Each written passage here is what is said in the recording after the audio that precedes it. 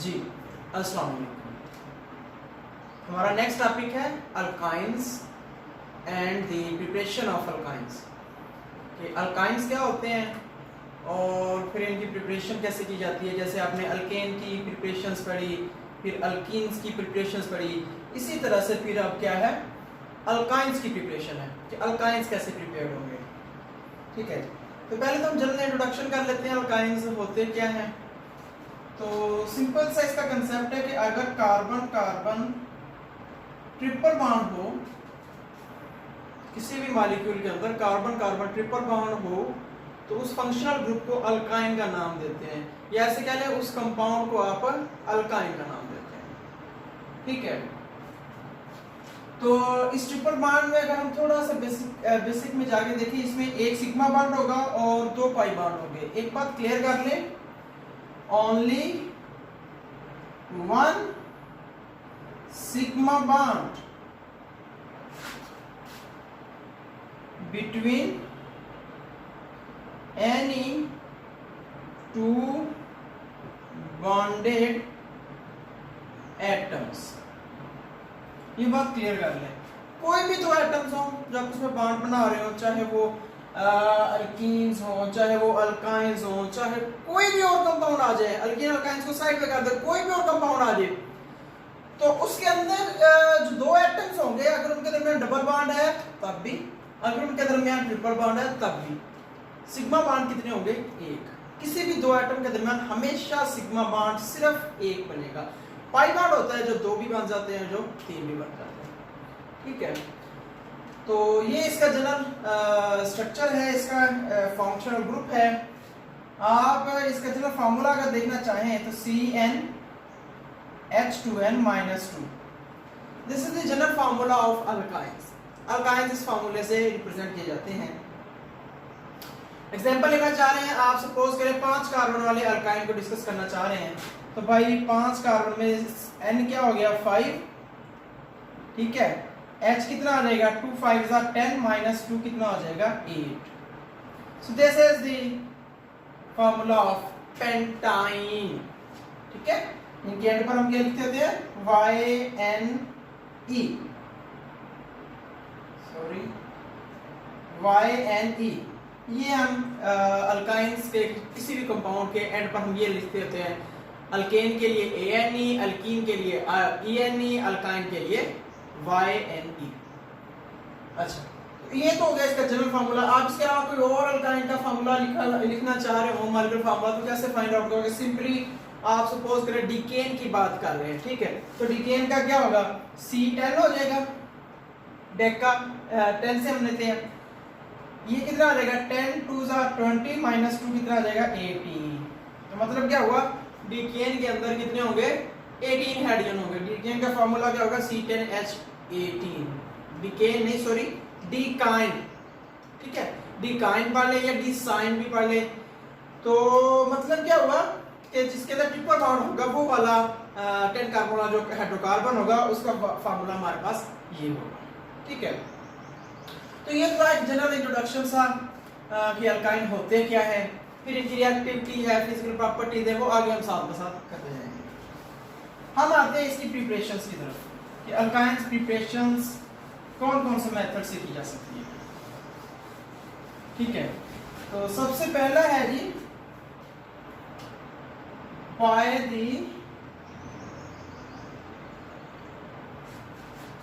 Dehydro halogenation of vicinal dihalides। जो वेसिनल डाइहैलाइड्स होते हैं उनकी डिहाइड्रोहेलोजिनेशन करते हैं, उनके अंदर से हाइड्रोजन भी निकाल दें, उनके अंदर से हेलोजन भी निकाल दें, तो वो क्या कहलाएंगे? वो आपके पास क्या बनाएंगे? वो अल्काइंस बना देंगे। ठीक है, अब इसमें वेसिनल डाइहैलाइड क्या होता है?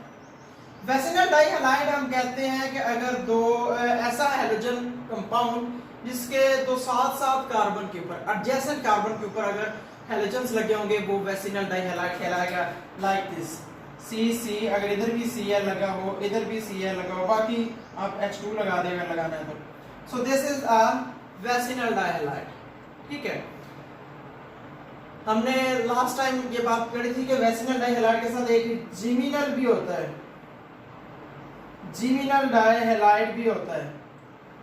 तो थोड़ा सा मैं उसका भी बैकअप दे दूं कि वो क्या होता है कि अगर ये आपके पास है, अगर एक ही कार्बन के साथ दो हैलोजेंस लगे हों, एक ही कार्बन के साथ दो हैलोजेंस लगे हों, तो वो क्या कहलाएगा, वो जिमिनल। ये जिमिनल डाइहैलाइड हो गया, ये क्या हो गया, वेसिनल डाइहैलाइड। हमने क्या यूज करना है, वेसिनल डाइहैलाइड, तो आप इसको यूज कर लें और इससे आप प्रोडक्ट बनाएं। अब ये एक बेस की मौजूदगी में होता है, अल्कोहलिक बेस कह लें। ठीक है, अल्कोहलिक एनवायरनमेंट में आपके पास ये आ गया जी सी, चलो इधर भी Cl लगा लेते हैं, जो हमने अभी कंपाउंड लिखा था, इधर भी लगा लेते हैं, इधर भी H आ जाएगा, इधर भी H आ गया। ठीक है, या इनको भी खोल के लिखना है तो इनको भी खोल के लिख लें, ये आपके पास H आ गया। ठीक हो गया, ये आ गया वेसिनल डाइहैलाइड। अब इसकी क्या होनी है, डिहाइड्रोहैलोजिनेशन। ठीक है, अब इसका मतलब हुआ कि यहाँ से हैलोजेंस भी निकलेंगे और हाइड्रोजन्स भी निकलेंगे। ठीक है, in the presence of a base, तो इधर लिख देते हैं अल्कोहलिक KOH। चलो ये हमने लिख दिया है अल्कोहलिक KOH। टेम्परेचर इसके लिए ऑलमोस्ट 80 डिग्री तक का होता है। ठीक है, 80 डिग्री तक का टेम्परेचर हम इसमें इस्तेमाल करते हैं। अब होगा क्या, लास्ट टाइम भी ये रिएक्शन बड़ा हुआ था, तो होगा क्या, सिंपली हाइड्रोजन जो है वो यहाँ से बॉन्ड देकर जाएगा और हेलोजन जो है वो यहाँ से बॉन्ड लेकर जाएगा। मतलब क्या हुआ, एक कार्बन से हाइड्रोजन निकल जाएगा, वो बॉन्ड अपना दे जाएगा क्योंकि उसकी इलेक्ट्रोनेगेटिविटी कम है। दूसरे कार्बन से क्या होगा, एक हेलोजन चला जाएगा और वो बॉन्ड लेकर जाएगा क्योंकि उसकी इलेक्ट्रोनेगेटिविटी ज्यादा है। तो ज़हन में भी क्या अब बात कंसेप्ट आता है कि मॉलिक्यूल के अंदर एक कार्बन से हाइड्रोजन जाएगा, दूसरे कार्बन से क्या जाएगा, हेलोजन जाएगा, तब जाके क्या बनेगा, आपके पास आगे जो भी आपका मतलब का कंपाउंड है या प्रोडक्ट है वो बनेगा। ठीक है, अब ये हो गया आपके पास, क्या होगा, क्या बनेगा जी, आपके पास बन गया C डबल बॉन्ड C, यहां से Cl है। ठीक है, यहां से Cl जा चुका है, ये आपके पास H है और ये आपके पास H है। क्या आपका मतलब का कंपाउंड बन चुका है। आपने क्या बनाना था, अल्काइन।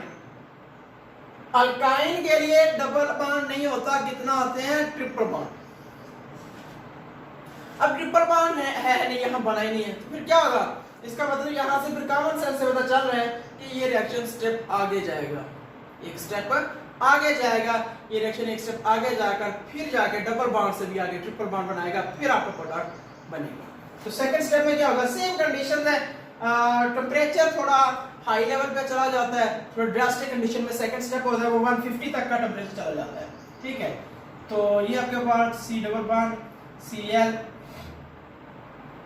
यहाँ पर H, यहाँ पर H, तो सेम वही कंडीशंस हैं, टेम्परेचर 150 तक का चला जाता है जी, ये थोड़ा सा ध्यान में रखना है। और आपके पास क्या होगा, सिंपल जैसे उधर हुआ है, यहाँ से हाइड्रोजन इधर, यहाँ से हाइड्रोजन, एक कार्बन से क्या निकलेगा, हाइड्रोजन, यहाँ पर इधर से क्लोरीन निकला था, इधर से हाइड्रोजन निकला था, यहाँ पर इधर से क्लोरीन निकला था, हाइड्रोजन इधर से निकलेगा। सेम कार्बन से हाइड्रोजन और हाइड्रोजन नहीं निकलेंगे, वरना वो मॉलिक्यूल ही अनस्टेबल हो जाएगा, तो प्रोडक्ट बनना पॉसिबल ही नहीं होगा। तो फिर क्या होगा, डिफरेंट मॉलिक्यूल से डिफरेंट एटम से क्या निकलेगा, एक कार्बन और क्लोरीन और हाइड्रोजन निकलेंगे। ठीक हो गया, तो यहाँ से क्लोरीन निकला, फिर यहाँ से हाइड्रोजन निकला, रिशफलिंग हुई इलेक्ट्रॉनिक क्लाउड की, और आपके पास डबल से क्या बन गया, ट्रिपल बॉन्ड। तो ये आपके पास ही HC triple bond CH, plus क्या बनता जा रहा है, इधर भी एक HCl बन गया था और प्लस इधर भी एक HCl बन गया। So now your desired product has been prepared. आपका जो डिजायर्ड प्रोडक्ट था वो क्या है, वो बन चुका है। तो यहां से ये कंसेप्ट फिर और आ जाता है, क्या कुछ रिएक्शंस तो वैसे ही बहुत ज्यादा लंबे होते हैं, लेकिन जो कॉमन रिएक्शन होंगे जैसे कि हैलोजिनेशन, डीहैलोजिनेशन, डिहाइड्रोजिनेशन, लाइक दिस, जो सिंपल किस्म के रिएक्शंस हैं प्रिपरेशंस के, और फिर अल्काइंस के जो रिएक्शन भी आगे आप पढ़ेंगे, उनसे आपको क्या एक आइडिया मिल रहा है, यहाँ पर आपको आइडिया मिल रहा है ये हमेशा टू स्टेप रिएक्शंस होंगे। अल्काइंस की प्रिपरेशंस के मोस्टली रिएक्शंस जो है वो क्या होंगे, जो सिंपल रिएक्शंस जो हम कॉमनली पढ़ते हैं वो क्या होंगे, वो टू स्टेप रिएक्शन होंगे। जैसे ये है, ये एक स्टेप में डबल बॉन्ड बनेगा, फिर सेकंड स्टेप में ट्रिपल बॉन्ड बनेगा, ठीक है। तो अगर आप इस स्टेप को, इस रिएक्शन को सिंपलीफाई करके लिखना चाहें तो सिंपलीफाई कैसे लिख सकते हैं, आप यहाँ से दो हैलोजन एस्टर्स निकाल दें तो डायरेक्ट सिंगल बॉन्ड से, यहाँ से भी एक क्लोरीन निकाल दें, यहाँ से डायरेक्ट, यानी कि एक ही स्टेप में आप यहाँ पर ट्रिपल बॉन्ड भी लगा सकते हैं, लेकिन आपको फिर हैलोजन एस्टर्स दो लिखने पड़ेंगे, दो HCl मॉलिक्यूल जो है वो प्रोड्यूस होंगे, ठीक है। वो होगा शॉर्ट एंड सिंपल रिएक्शन। ये है ब्रीफ क्लियर कि कैसे कैसे होगा, कैसे दो स्टेप के अंदर रिएक्शंस, ठीक हो गया। तो ये तो थी प्रिपरेशंस ऑफ अल्काइन फ्रॉम वेसिनल डाइहैलाइड्स, ठीक है। हम आते हैं नेक्स्ट पे। नेक्स्ट भी हैलोजन ही यूज हो रहा है, लेकिन वो वेसिनल नहीं है, वो टेट्राहैलाइड्स मॉलिक्यूल्स हैं। मतलब अब क्या होगा, preparation of the alkyne by the dehalogenation, only halogenation, ठीक है। तो ओनली डीहैलोजिनेशन आ गया, हैलोजिनेशन ऑफ टेट्राहैलाइड्स, यहां पर क्या आएगा, टेट्राहैलाइड्स, ठीक है। इनको आप कह सकते हैं टेट्रा हेलो अल्केन्स भी कह सकते हैं, ये भी कहा जा सकता है, टेट्रा हेलो अल्केन्स भी कहा जा सकता है इनको। तो ये किस तरह से हो गए, मेटल की मौजूदगी में हो गए, आपने पढ़े हुए हैं पहले भी रिएक्शंस मेटल की मौजूदगी में, डीहैलोजिनेशन आपने पीछे पढ़ी हुई है, यहाँ पर भी वही डीहैलोजिनेशन ही मेटल की मौजूदगी में ही हो रही है, ठीक है। तो होगा क्या, no specific at least conditions are required, तो हम हमारे पास होगा क्या, हमारे पास है जी टेट्राहैलाइड, पहले बनाते हैं, यहाँ पर भी चलो मैं Cl ही लगाता जाता हूँ, Cl भी लगा दिए, ठीक है, और यहाँ पर रह गया पीछे H, सॉरी तरतीब से लगा लेते जिस तरह से ऊपर लगे हुए, यहाँ पर H। So this is the tetrahalide. इसका और नाम क्या होगा, जैसे वो दूसरा नाम है, इसका नाम होगा टेट्राक्लोरोईथेन, टेट्राक्लोरोईथेन, या इसका आईयूपैक नेम क्या होगा, 1122 टेट्राक्लोरोईथेन। पढ़े हुए अपने नोमेनक्लेचर, जस्ट यहाँ पर एक फंक्शनल ग्रुप की सेंस में यहाँ पर एक्सप्लेन किया जा रहा है। तो ये है जी टेट्राहेलोअल्केन। अब इसकी डीहैलोजिनेशन होनी है। अब डीहैलोजिनेशन कैसे होगी, डीहैलोजिनेशन इसकी किस तरह से होगी, वो आप सिंपल अल्फाज में क्या लेंगे कि दो हैलोजन्स एट अ टाइम लिखेंगे। कैसे लिखेंगे, जिंक के साथ इसका रिएक्शन हुआ, ये जिंक मेटल के साथ। हमने बात की थी कि जब दो सेम ग्रुप्स आ जाएंगे, लास्ट रिएक्शंस में हमने देखा था, तो भाई फिर इलेक्ट्रोनेगेटिव का कांसेप्ट नहीं देखा जाएगा, फिर स्टेबिलिटी का कांसेप्ट देखा जाएगा कि यहाँ से अगर ये क्लोरीन अपना बॉन्ड लेकर जाएगा तो यहाँ से एक क्लोरीन जो है वो अपना बॉन्ड देकर जाएगा, ठीक है। तो हमारे पास क्या होगा, हमारे पास देखिए एक बात फिर बार बार यहाँ क्लियर हो रही है कि दो साथ साथ वाले कार्बन से जो एटम्स है वो रिमूव हो रहे हैं क्लोरीन के, ठीक है, सेम एटम से नहीं हो सकते। देखिए यहाँ से अगर मैं कहूँ ये भी 10 निकल गया, ये भी 10 निकल गया, तो इस कार्बन के एट अ टाइम 2 बॉन्ड कम हो जाएंगे, एक बॉन्ड तो फिर वो पूरा कैसे करेगा, वो उन बॉन्ड्स को पूरे करने की उसके पास कोई स्ट्रेटेजी नहीं होगी। तो इसीलिए क्या होगा कि यहाँ से एक क्लोरीन निकलेगा, यहाँ से क्लोरीन अपना बॉन्ड दे जाएगा, तो हमारे पास क्या हो जाएगा, वो मॉलिक्यूल स्टेबलाइज हो जाएगा। देखिए जी आपके पास क्या बनता है, C double bond C Cl Cl H H plus आ गया ZnCl2, आपने पढ़ा हुआ जिंक की वैलेंसी 2 होती है, 2 क्लोरीन को लेकर जाता है एट अ टाइम। तो ये बन गया, ये कौन सा स्टेप है, इसे क्या कहेंगे, स्टेप 1। आगे वही बात, पहले स्टेप में सिंगल से डबल बॉन्ड की प्रोडक्शन होगी, ये बन गया डाइहालोअल्कीन, या 1,2 डाई क्लोरोईथीन। ठीक हो गया। तो अब हमें क्या चाहिए, अल्काइन। तो उसके लिए हमें एक स्टेप इसी रिएक्शन को मजीद सेम वे में फॉरवर्ड करवाना पड़ेगा। हमारे पास क्या होगा, HC double bond ClClH plus क्या बनेगा, सेम उस तरह से जिंक होगा हमारे पास जी। यहां से क्लोरीन अगर बॉन्ड देकर जाएगा तो ये क्लोरीन बॉन्ड लेकर जाएगा और आपके पास आ जाएगा HC triple bond CH plus क्या बन गया आपके पास, जिंक क्लोराइड Cl। ठीक है, तो ये है ये आपके पास जो रिएक्शन है। अब इस सेकंड स्टेप में अगर आप देखें तो आपके पास अल्काइन मींस इथाइन आपके पास प्रोड्यूस हो चुका है। ये जो इथाइन होता है इसको दूसरा नाम एसिटाइलिन भी कहते हैं। तो ये हमारे पास बाय द डिहाइड्रोजिनेशन ऑफ टेट्राहेलाइड्स। ठीक हो गया। उसके बाद हमारे पास थर्ड स्टेप है या थर्ड रिएक्शन है जिससे हम इसकी प्रोडक्शन कर सकेंगे अल्काइन की, और वो है जी हमारे पास सेम वही मेथड जो आप पिछले दोनों अल्कीन और अल्केन की प्रिपरेशंस में पढ़ चुके हैं। क्या है वो, by Kolbe's method. Kolbe's method है जी। ठीक है, अब कॉब्स मेथड में यहां पर पिछले में आपने पढ़ा था एल्कीन में के डाई कार्बोक्सिलिक एसिड्स के मतलब की इलेक्ट्रोलाइसिस प्रोसेस से ये प्रोडक्ट बनता है अल्कीन। यहां पर क्या होगा डाई कार्बोक्सिलिक एसिड ही डाई कार्बोक्सिलिक एसिड, जैसे कि साल्ट ऑफ, ठीक है, salt of di carboxylic acid ही होगा, लेकिन क्या होगा, वो अनसैचुरेटेड होगा। क्या होगा ये, अनसैचुरेटेड। मतलब क्या हुआ कि इस डाई कार्बोक्सिलिक एसिड के अंदर क्या होगा, एक डबल बॉन्ड मौजूद होगा। किस तरह से, यहां पर ड्रॉ कर लें जी।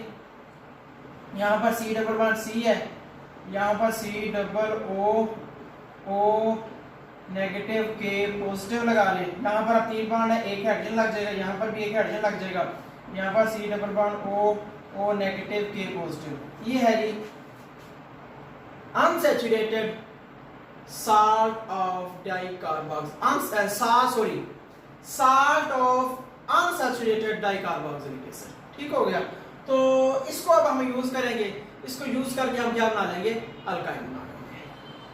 तो होता क्या है, आपने पहले भी पढ़ा हुआ था कि पहले आयनाइजेशन होती है H2O के अंदर। जब इस साल्ट को मिक्स करते हैं तो हमारे पास क्या हो जाता है, हमारे पास नेगेटिव पॉजिटिव आयंस अलग अलग हो जाते हैं।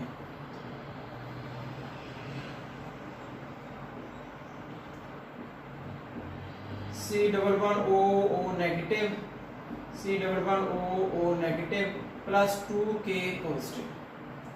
तो पहले स्टेप में आयंस अलग अलग हो गए, नेगेटिव आयन अलग हो गया, पॉजिटिव आयन अलग हो गया। उसके बाद दूसरा स्टेप होता है, उसमें हम क्या करते हैं, एट एनोड। अब इलेक्ट्रोलाइसिस होगी तो एनोड पर जाकर, चूंकि वो नेगेटिव आयन है जो कार्बोक्सिलेट आयन है, तो वो कहां जाएगा, एनोड पर जाएगा। एनोड पर पॉजिटिव होता है, वहां पर जाकर उसकी इलेक्ट्रोलाइसिस हो जाएगी। क्या होगा जी, देख लें, सेम वही, एक स्टेप भी डिफरेंट नहीं है अल्कीन वाले से। ठीक है, ये O नेगेटिव है, ये O नेगेटिव है, यहां पर इसकी क्या हुई, इलेक्ट्रोलाइसिस। इलेक्ट्रोलाइसिस होगी, यहां से भी एक इलेक्ट्रॉन निकल गया, यहां से भी इलेक्ट्रॉन, पीछे इनके पास एक एक इलेक्ट्रॉन बच गया। आपके पास क्या बन जाएगा, CH double bond CH, C double bond O free radical, C double bond O free radical plus 2 electron. नहीं, आपके पास क्या बन गया, फ्री रेडिकल मॉलिक्यूल प्रोड्यूस हो गया। ठीक हो गया। अगले स्टेप में क्या होगा, यू अंडरस्टूड। क्या होगा अगले स्टेप में, अगले स्टेप में मजीद इलेक्ट्रॉनिक रीअरेंजमेंट होगी, फ्री रेडिकल्स रीअरेंज होंगे और आपके पास न्यू प्रोडक्ट्स बन जाएंगे। तो थर्ड स्टेप है एनोड का, सेकंड स्टेप वैसे ओवरऑल थर्ड स्टेप हो गया। ये आपके पास क्या होगा, CH double bond CH, C double bond O free radical, C double bond O free radical, यहाँ से इसका इलेक्ट्रॉन इधर आया, यहाँ से एक सॉरी हाँ सही है, यहाँ से एक इलेक्ट्रॉन इधर आ जाएगा, यहाँ से एक इलेक्ट्रॉन जो बचा वो इधर चला जाएगा, यहाँ से एक इलेक्ट्रॉन इधर आया, यहाँ से एक इलेक्ट्रॉन इधर आया, यहाँ जो एक इलेक्ट्रॉन बचा वो इधर आ जाएगा। ठीक है, तो ये आपके पास थर्ड स्टेप हो गया। इसमें अब आपके पास आगे रीअरेंज होकर क्या होगा, यहाँ से वहां से नजर आ रहा है, ये एक मॉलिक्यूल बन गया CO2 का, एक यहाँ से बन गया, एक यहाँ से बन गया, 2 CO2 मॉलिक्यूल्स बन के, बाकी क्या बचा, ये एरिया बचा, इसको क्या कहेंगे, CH ट्रिपल बॉन्ड CH। तो आपके पास एसिटाइलिन प्रोड्यूस हो चुका है।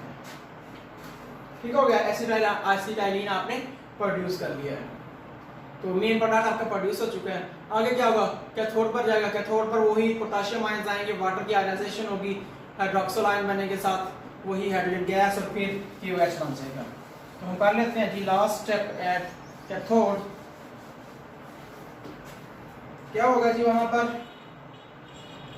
कैथोड पर एट कैथोड क्या होगा, वहां पर वाटर होगा, वाटर आयनाइज हो जाता है। कैसे आयनाइज होगा, with the help of 2 electrons, जो इधर से 2 इलेक्ट्रॉन निकले हैं, तो क्या होगा, OH आयंस बनेंगे प्लस क्या बन जाएगा, H2O सॉरी H2 गैस बन जाएगी। यस, ठीक हो गया। अब यहां पर क्या होगा, अगले स्टेप में क्या होगा, ये जो 2 OH आयंस हैं, ये 2 के पॉजिटिव आयन जो स्टार्ट में बनते थे पहले स्टेप में, उनके साथ यूनाइट हो जाएंगे, कंबाइन हो जाएंगे और 2 के OH मॉलिक्यूल्स बना देंगे। So this is the end of Kolbe's reaction. ठीक हो गया, तो ये सारा रिएक्शन सिंपल था, रिएक्शन था, आपने पहले पढ़ा हुआ है वहां डिटेल में, यहाँ पे इसलिए मैंने टू द पॉइंट सिंपल सी बात कर दी है। आपको अगर यहाँ से कोई कंफ्यूजन है तो आप अल्कीन वाले रिएक्शन में जाकर देख सकते हैं, अगर वहां से भी कोई कंफ्यूजन हो तो आप सिंपली अल्केन वाला जो लेक्चर है हमारा उसमें विजिट करके आप वहां से बहुत डिटेल में देख सकते हैं, फ्री रेडिकल क्या होता है, फ्री रेडिकल कैसे प्रोड्यूस होता है, ये बॉन्ड कैसे ब्रेक हो रहा है, कैसे जा रहा है, वहां पर फुल डिटेल है। यहाँ पर क्योंकि हम 2 दफा रिपीट कर चुके हैं इसलिए मैंने यहाँ पर टू द पॉइंट डिस्कशंस दी हैं। ठीक है, लास्ट मेथड ऑफ प्रिपरेशन है जी कोब्स का, सॉरी अल्काइंस का, और वो है by the industrial preparation of alkyne. ये इंडस्ट्रियल प्रिपरेशन है। कैसे इंडस्ट्रियल प्रिपरेशन होती है देखिए आप,